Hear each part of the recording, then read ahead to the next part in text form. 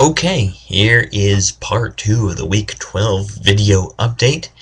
Okay, so like I said in the last segment, this segment will focus more on areas where the English is even more pronounced. Not because I'm saying that you should avoid these areas, but if you're looking to experience Korean culture, it's not really the best place to go. However, they can be useful if you are a slightly bigger size than most Koreans, because a lot of Koreans are very small. So if you need a slightly bigger Western size, then you will probably need to seek these places out. And what I found is that they're most commonly next to a US military base. This is the case with Itaewon, which I've talked about a bit in my text blog.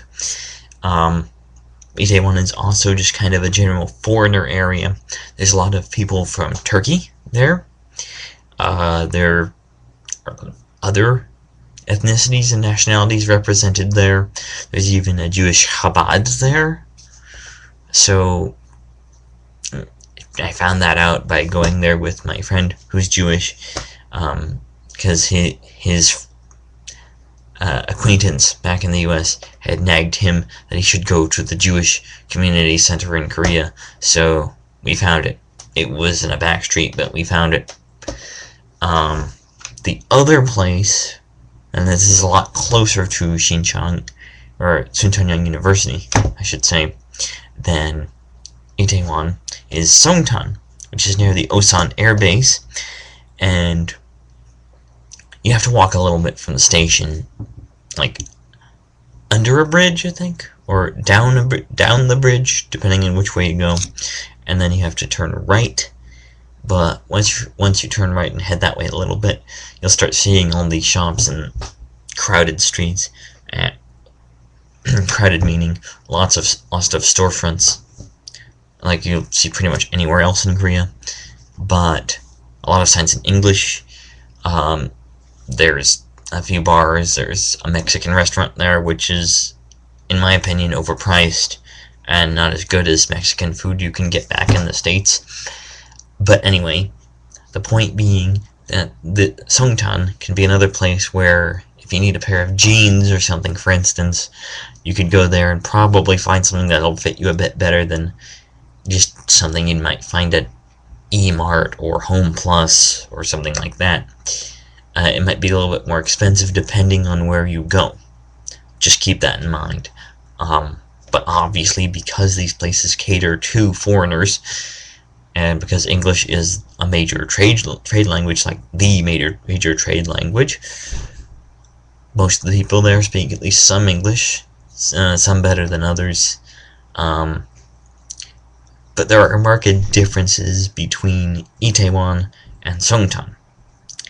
Mainly from what I found, that the merchants in Itaewon are a little bit more pushy.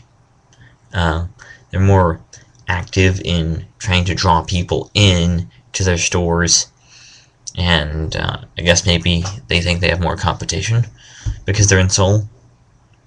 But the point being that they are not afraid to sometimes get in your face about, like, oh y'all, you need a custom tailored suit, or you need this over here. Whereas in Songtan, they'll come up and talk to you, but that's only if you actually go into their store. They're not waiting outside to say, oh yeah, come in. So it's a little bit better for browsing, I suppose, because it's got a more relaxed feel. You don't feel like you're being pushed into anything, or like nagged into buying something, guilt tripped into whatever. And